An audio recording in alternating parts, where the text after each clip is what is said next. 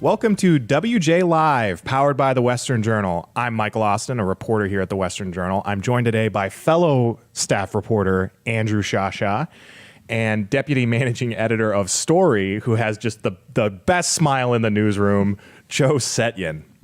We've got a lot of good topics for you guys today. We're talking about Cuomo's scandal, not the one that you're probably thinking of, another one.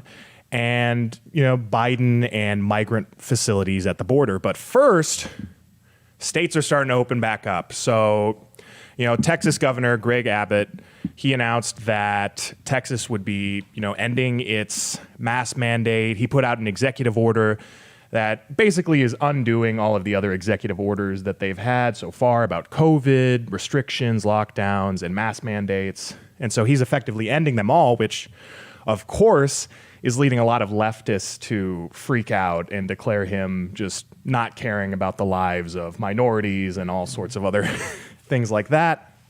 And then in addition to him, Mississippi Governor Tate Reeves has also announced that his state will be following pretty much the exact same process. He'll be putting out an executive order, ending the lockdowns, ending mask mandates, and so forth.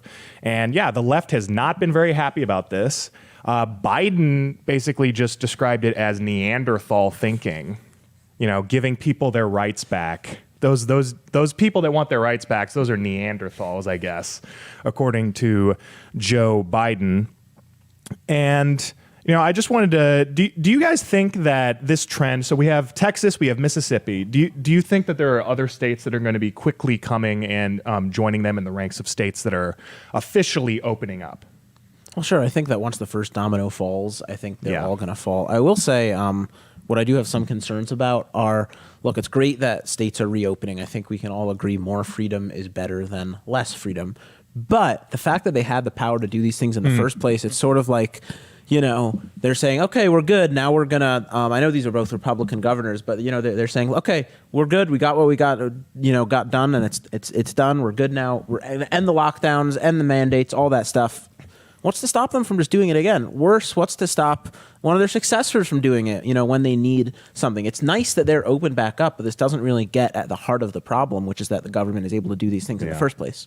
Yeah, no, absolutely. I mean, I think you definitely see kind of with that trend, you're going to see folks like Kristi Noem in South Dakota. You're going to see folks like probably Ron DeSantis in Florida. Folks that we've talked about having kind of a more decentralized, more conservative, more hands-off federalist approach to this. These lockdowns are and to the pandemic more generally are absolutely going to start following suit all over the country.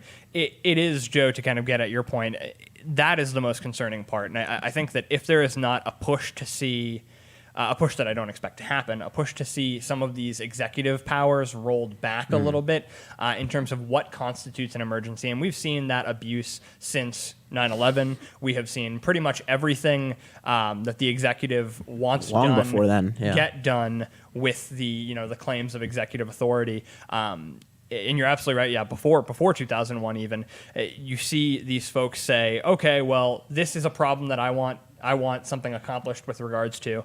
And if Congress or if the legislative bodies in my state aren't going to see it done, then I'm going to sign whatever I can and use whatever authority is already in the law to just say that this is what's going to happen going forward. And so unless that authority is rolled back by these legislatures, I don't see, how it necessarily matters at this point. It's been a year. Right.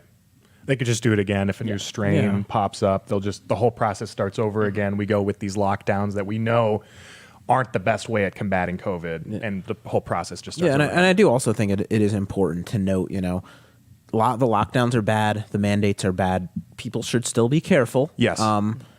People are smart enough to know, look, take care of yourself, take care of other people. But you just don't need the government telling you that. And I think the left kind of wants to say that, well, you're getting rid of all this stuff, so that means people are just going to do what they want. And that's not what it means. What, small government means you empower people to make the choices that they know are the correct choices. And I think that's one of the encouraging things about Greg Abbott's order is that he did say, look, removing state mandates does not end personal responsibility. It is up to you guys now. Exactly. And unfortunately, what it seems like a lot of these people don't understand is that's how it always should have been. Correct. I mean, right down to the fact that certain businesses can continue, like these national businesses that have decided that they have mandates, like Walmart, to do these things and to hold folks accountable to masks and social distancing, going up and down rows a certain way. They can continue to carry out those policies. Yeah. Whether or not people abide by them, it's going to be questionable given the fact that people have already kind of avoided abiding by them. But I think you're absolutely right, Joe. I think that at the end of the day, it is about the fact that folks should have been left to make their own decisions. Yeah, and folks should have been allowed to say, I want to look at the risk indicators. I want to look at the risk for my family and the people who I am around.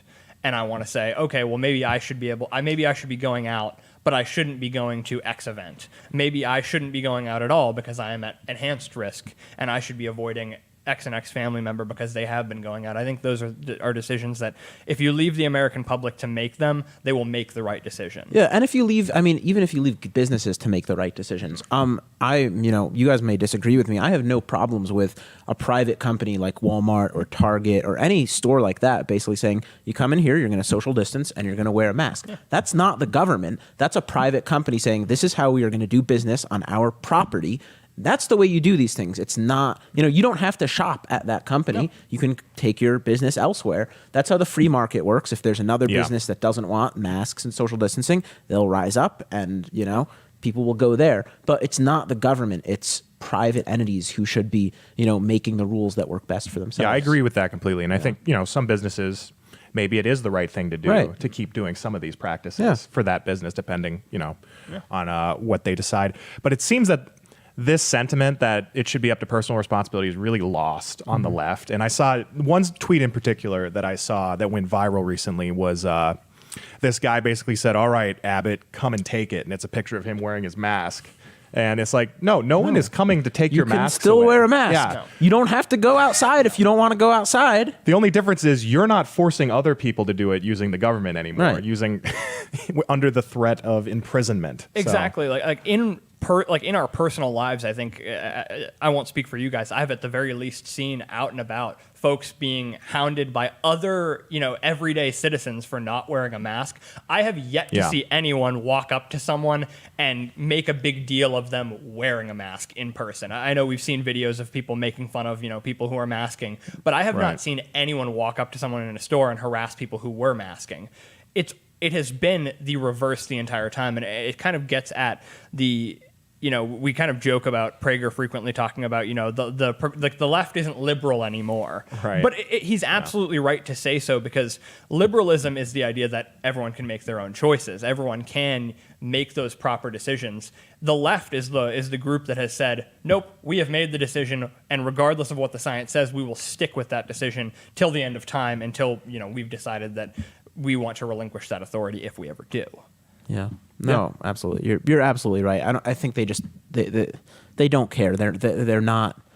It's not about people. It's not about individuals for them. It's not about freedom. It's about doing what they think is best for other people. So. And I'm sure a lot of our listeners are going to be very interested. They really want to know when this might happen in their states. Now, obviously, none of us will know that for certain, but giving your best guesses, your best estimations, when do you think this starts to spread to other states? And in my opinion, it'll start with some red states, like you talked about earlier, Andrew, and it'll slowly spread out. And I think we could expect certainly by the end of the year that a lot of Democratic states would be open as well. What do you think? I think once the vaccine is widely available to anyone who wants to get it, then Democratic states are not going to really have any excuse, right? President Biden said, I think yesterday, that you would be able to get a vaccine if you want one, if you're an American adult, by the end of May, which is less than 2 months away. I think that's unequivocally good news, right?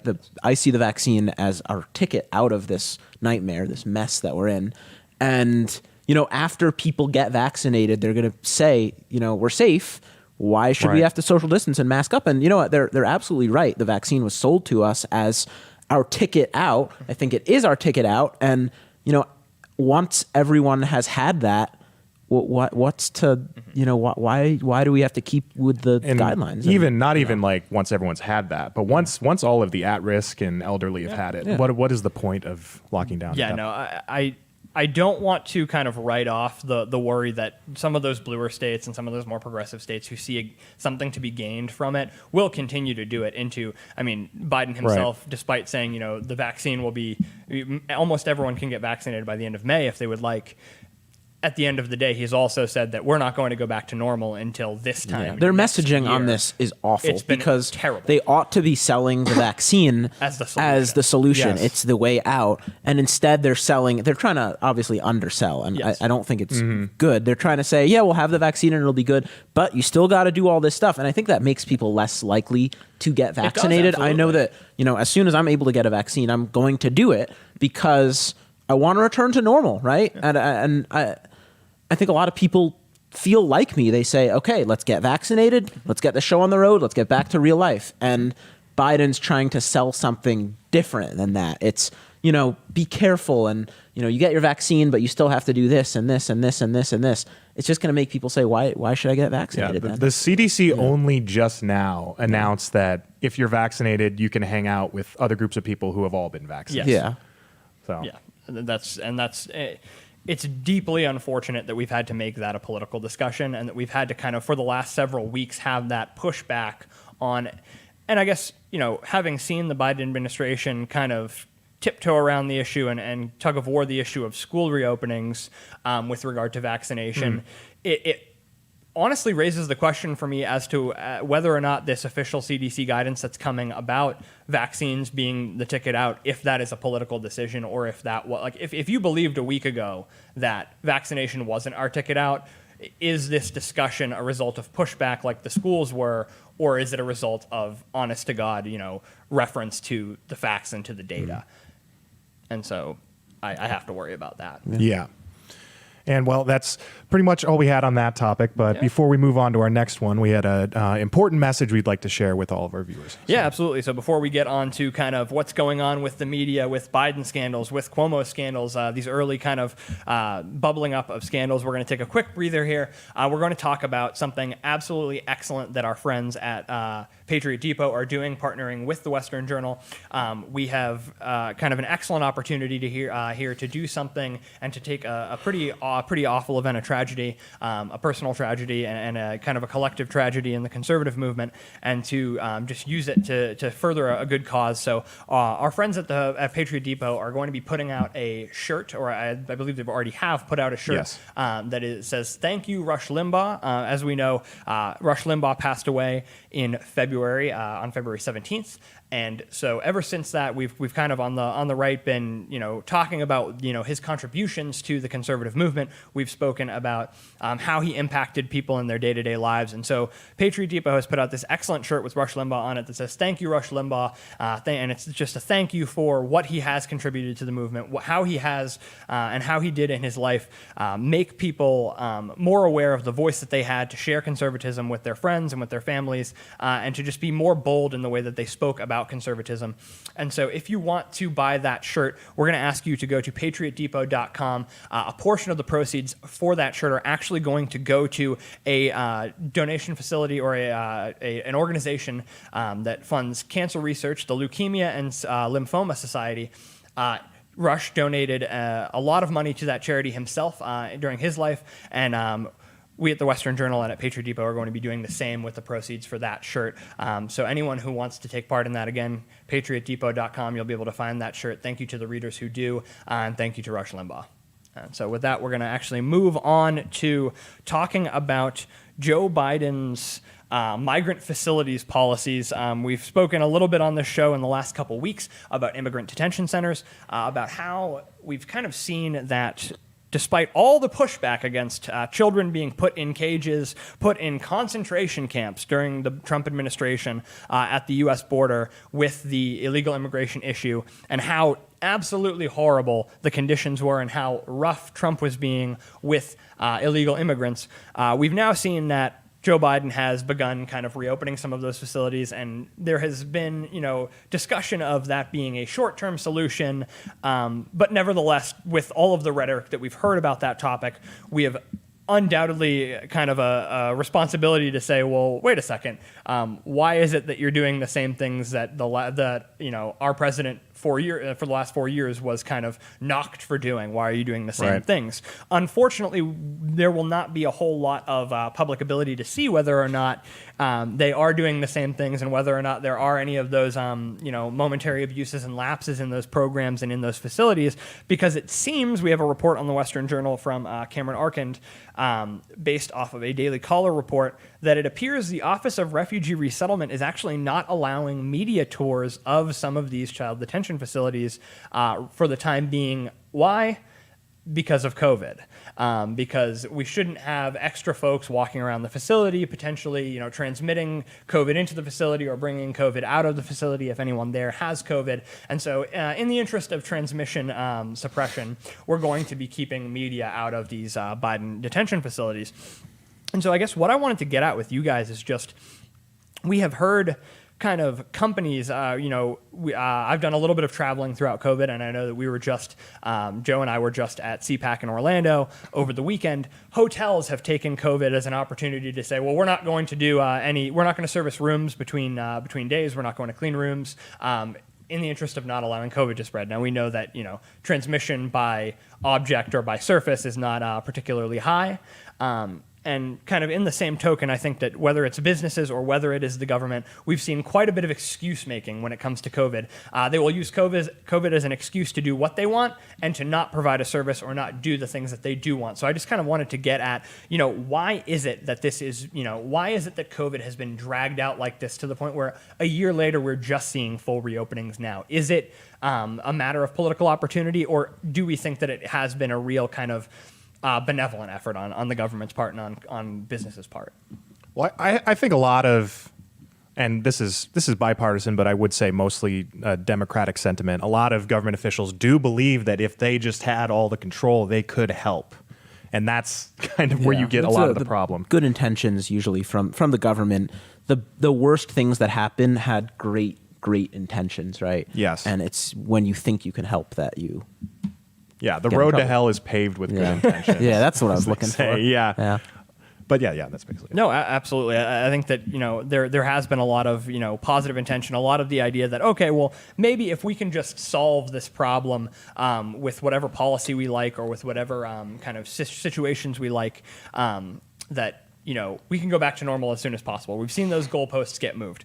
Unfortunately, we have also kind of seen that the establishment media doesn't necessarily cover any of these things the way that we might like when it comes to abuses of those systems, and whether or not it is, a good and well-intentioned system being misused and failing, or whether it is outright abuse and kind of negative intentions and political opportunity being used.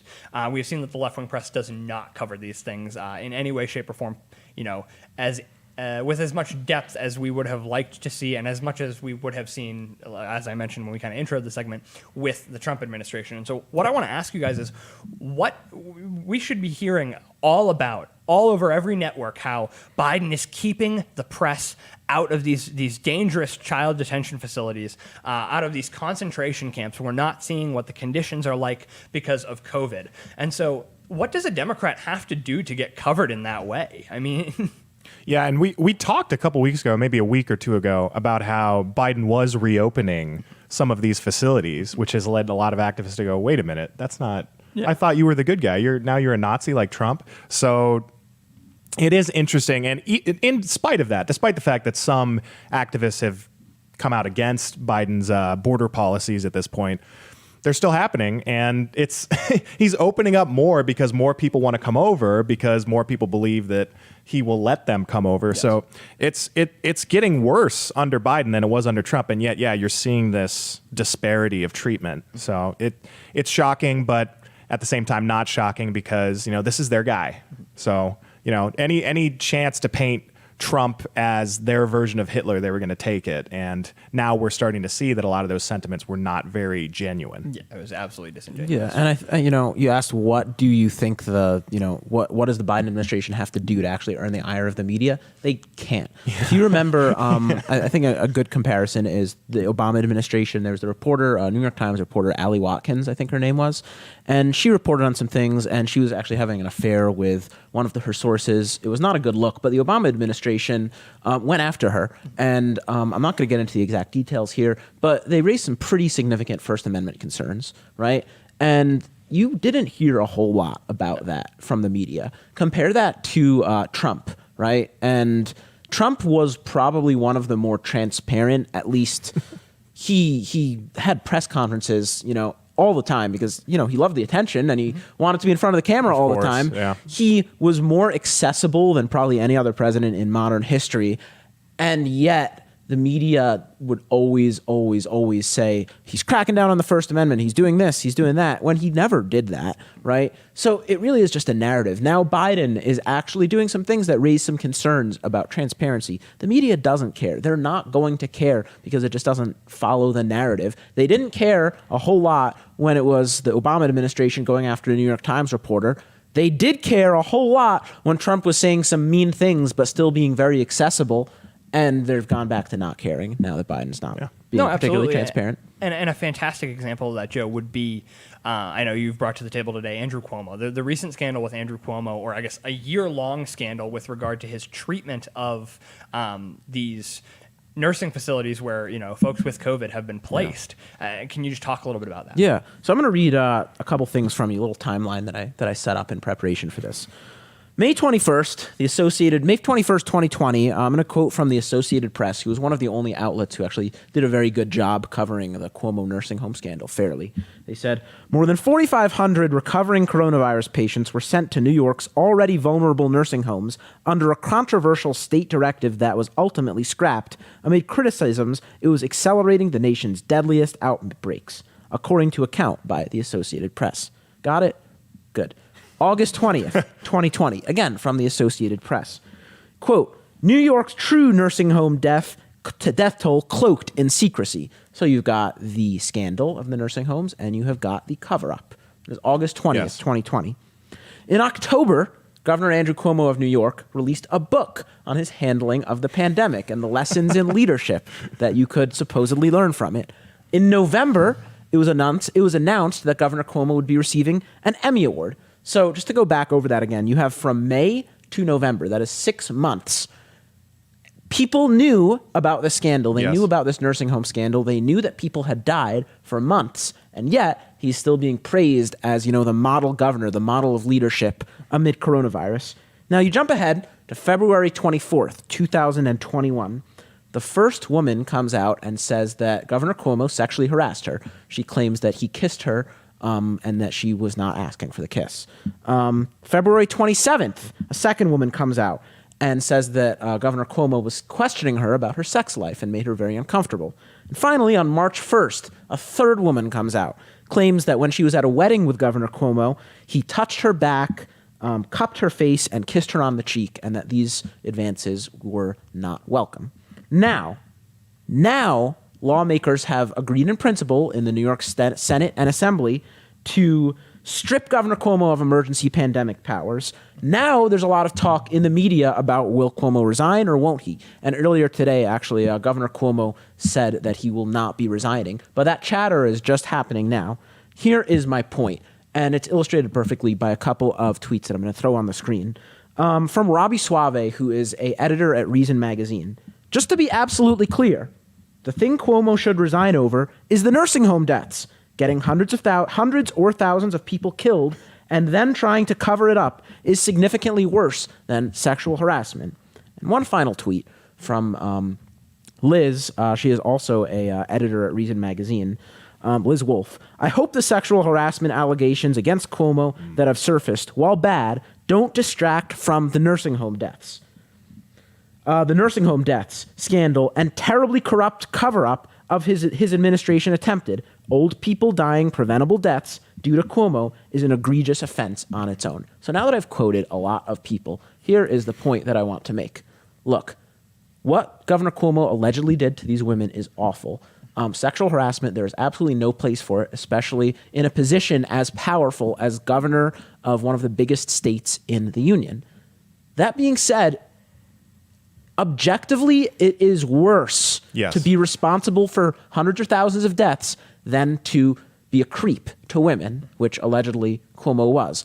What I do not understand is why people barely batted an eye at the nursing home scandal and the cover-up, but now we are finally hearing, Cuomo's in the limelight and Cuomo may resign and Cuomo this and Cuomo that. Now that this latest scandal has come to the forefront. And again, I don't want to downplay the alleged sexual harassment scandal because there's no place for that. And I think that is, something you should resign over.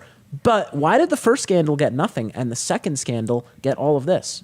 Well, for the first scandal, for when Cuomo sent all of those people back into nursing homes, he was following the script. He was following the playbook that was given to him by Democrats. He was, experts were saying, "Oh yeah, hospital capacity might be a little too much, so we need to find ways to, alleviate that." And so he was following, and like many other Democratic politicians, which we talked about yesterday on the show, he just basically blindly followed that one subset of experts at the expense of all the other expertise, all the other evidence, all the other information. So he was doing what Democrats want their politicians to do. He was doing exactly what he was supposed to do when it comes to the sexual assault stuff, or not sexual assault, sexual harassment.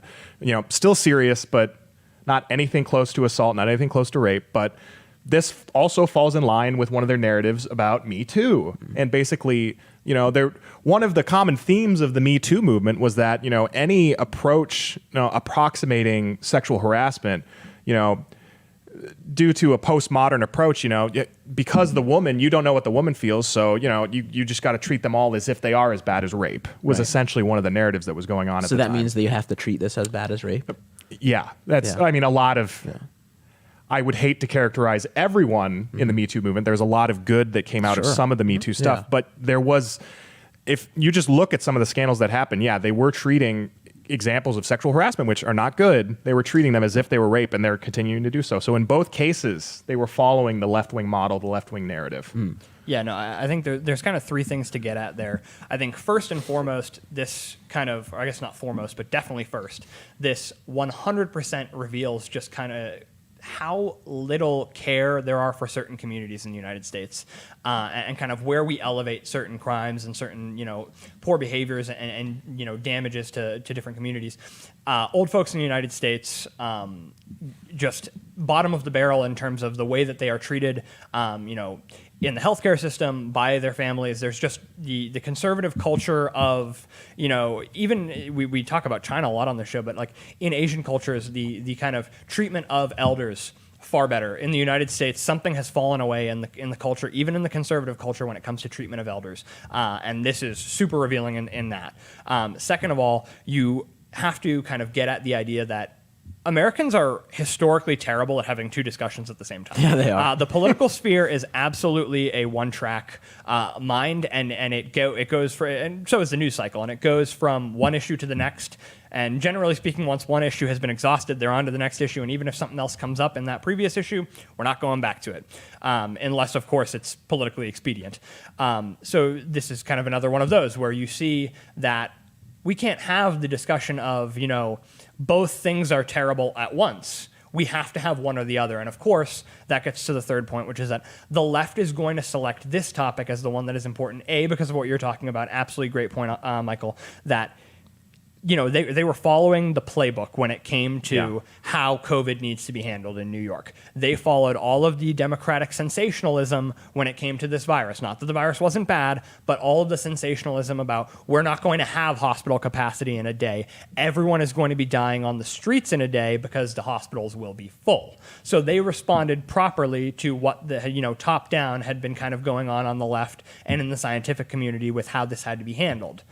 Of course, then you come around to this issue, which is a major mainstay from the Me Too movement in the left. It's a mainstay to talk about sexual harassment now. It is a major thing when it comes to kind of reaching out to the new feminist movement to be talking about this.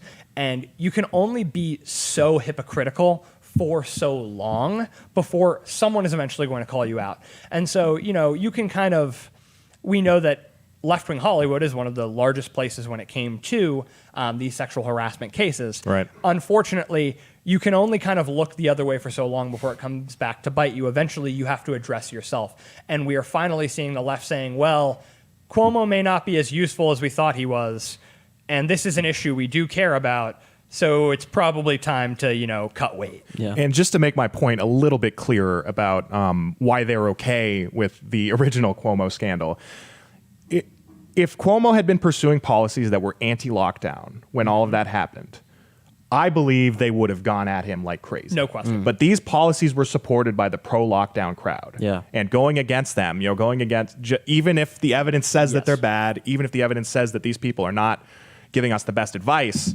going against that would be going against everything that the left has believed about COVID. Yes. So that's what I'm talking about when I say, they will not go against that narrative. Yes. Yeah. And I really can't emphasize enough how much this ought to be a reckoning just for the media and for our culture, just in general. The fact that, I think ideally we would have said, okay, Cuomo did this nursing home scandal was totally his fault. He covered it up. He would have resigned, right? And then the rest of the stuff would have come out and it would have affected a former governor rather than a sitting governor. Yes. But that didn't happen because they just didn't care. And now they have to, go back and say, well, we covered him fairly. And, some people, to their credit, some people in the media are saying, look, we were wrong about this guy. And I hope I see more of that happen because it actually encourages me when people can own up to their mistakes, because I just can't imagine a bigger media misfire in recent memory. Maybe, Covington, the Covington Catholic thing, which was, a huge misfire. But I just can't imagine more of, something where you were told this guy is great, and he was bad in every way. And still, we still don't see people fully understanding the gravity of the decisions that he made, of the thousands and thousands and thousands of deaths that happened because of a policy that he chose to pursue. And it's like Andrew said, it's very sad that I think older folks in nursing homes, who do they have, to speak out to? No. They don't have, a particularly great platform to say, look what this guy did. And that's very sad. It's kind of, he kind of hurt this population that can't fight back. They that weren't even effectively. welcome to see their families and talk to their families throughout this point. And so that's sick. incredibly deeply concerning. And it's exacerbated by the reckoning you're talking about, Joe. My hope is that it will also be a reckoning for, partisan hypocrisy. Just the idea that there is absolutely no partisan accountability. Unfortunately, with either party after the last 4 years, we've kind of hit a point in the culture where we should have said, okay, well, now everything's on video. If you said blank and then you did the opposite, they were going to play the video of you saying blank, and then they were going to say, all right, what's with the discrepancy? And they still do that, just no one cares. Of course. Yeah. But for some reason, we allow just, it didn't, just outright denial of things that did happen. Yeah. And I don't know where you go from there, and if there is any salvation for the political, the political landscape at that point, when it's just double down and say it didn't happen and just keep doubling down and denying it until it goes away. And then next time around, maybe all the things will stack up until you actually find yourself in hot water. But there's just no hot water and no accountability for our political class right now. There's not. No. Yeah. And, we're hoping to see that a little more accountability come with the coming of new media, with organizations like the Western Journal continuing and WJ Live continuing to grow. And that's about all the time we have for you guys today for this episode of WJ Live. If you want to check us out, we have new episodes every weekday at 5 p.m. Eastern, 2 p.m. Pacific. I remembered that without looking at the piece of paper this time. Very that was nice. good. I'm going to look to it for this next part, though. And if you don't want to miss an episode, make sure to sign up to our newsletters at westernjournal.com/newsletters, and you'll get those delivered directly to your inbox. We have a newsletter about WJ Live, but we have others as well, so make sure to sign up for all of those. And to those of you who are joining us on YouTube, you can also listen to WJ Live on the go on Apple Podcasts, Spotify, iHeart. What's that other one you named earlier? Stitcher. I don't know if we're on Stitcher though. So we're on Apple Podcasts, Spotify, iHeart, and some other audio podcast platforms. And to our audio listeners, if you want to watch us live, you can go to youtube.com/WJ Live. Mom, Uncle Gary, you guys keep telling me you don't know how to figure this out. You just got to type in www.youtube.com/WJ Live. All of our episodes are there. It's a It's a really simple layout. When you go there, make sure to click the subscribe button and hit the bell to be notified when new podcasts go live. And lastly, but most importantly, if you want to support real journalism that speaks truth, become a subscriber to the Western Journal at westernjournal.com/join. That's westernjournal.com/join. You can get one of these fancy mugs that we all have on the table right now. Yeah, they look great. And that's all we have for today, guys. Thank you so much for joining us, and we'll see you tomorrow. Bye. Hey guys, huge story. We need a fresh card. Let's red label it. Roll as fast as we can. All right, on it. Sounds good. All right, guys, we got a red label breaking story. Can we get a picture for that? And can we try to get that out in the next 20 minutes? I want eyes on it as soon as possible. On it, Joe. 2 more minutes and we'll be live. Sam, we're going to need a slot for that story, so figure out what you want to bump. Ashley, we're going to want to translate it into Spanish yesterday. Sí, señor. We can slide it in at 2:30. It should be going out here in about 10 minutes.